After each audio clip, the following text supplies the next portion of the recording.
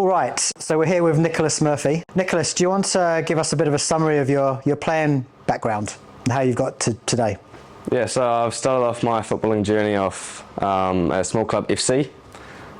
Went there for a couple of years, started loving football, wanted a bit more of a challenge, wanted to learn a bit more, then came to United about, I think this is my 8th year coming up, so under 10s I joined and yeah.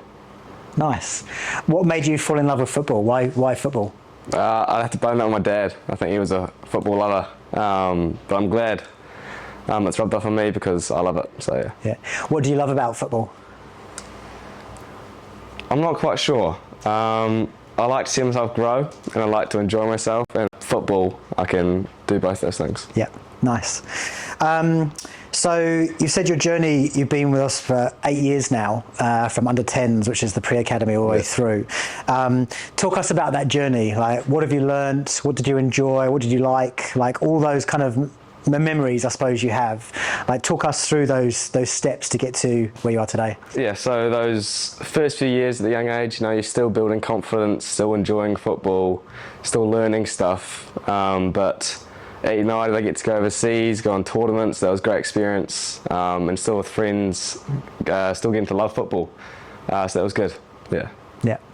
And have you noticed a change of the way you play football throughout those ages?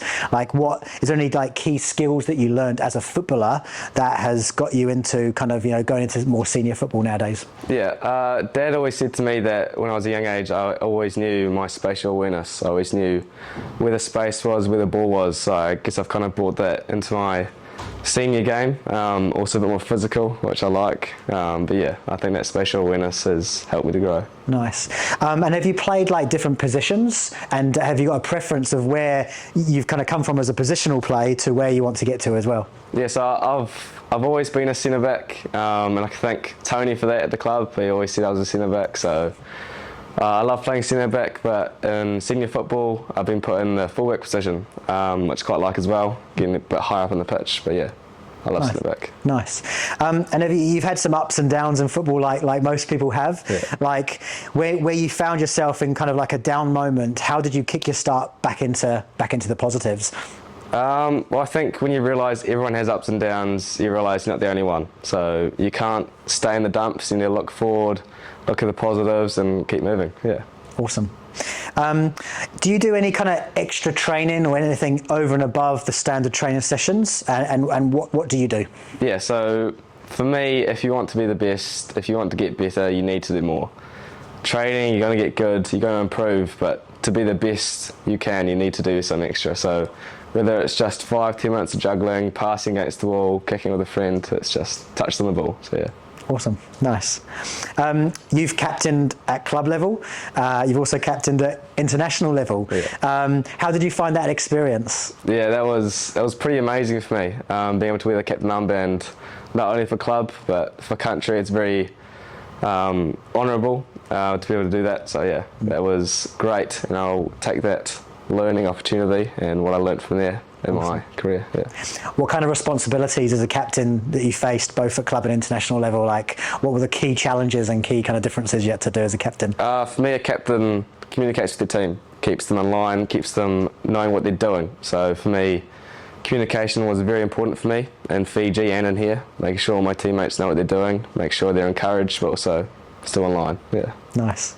Obviously got called up to international level in Fiji over the summer. How did you find out about the call up, and what kind of emotions did you go through when you found out? So I was on FaceTime with my sister, and Dad sent her an email with a text message I can't say, but needless to say they were pretty excited, so I was pretty excited. Yeah. That's awesome. And so yeah, you've obviously experienced playing for New Zealand under 17s international level.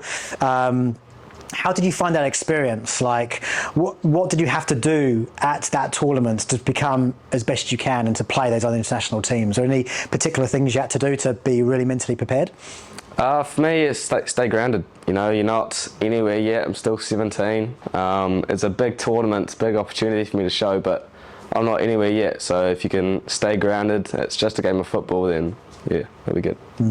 Was there any like key differences playing for New Zealand versus at club level? Was there anything that you just think, wow, this is just amazing, or oh, this is a bit of a challenge? I'll just say the technical ability of everyone. There's no real weakness in the team. Everyone's fast, everyone's able on the ball, so that was nice to see, yeah. Awesome. You've also gathered some minutes in the first team for Christchurch United as well. That's obviously a big jump up from youth level. Yeah. Again, what differences are there playing for a first team versus youth? Is there any differences that you've seen? Yeah, for me, all you really need to do is look at the pitch. You know, they're bigger, they're stronger, they're faster. So you need to match them to be able to play them. So for me, that's my biggest improvement opportunity this year, is to get faster, get more technical on the ball, more comfortable. Yeah, awesome. You've obviously had some great opportunities and experiences over the last 12 months. What does the next 12 months look like for you? Yeah, so being able to qualify for a World Cup, that's pretty big, but going to a World Cup, something else. So that's the next big goal, I reckon. Yeah, aiming for that.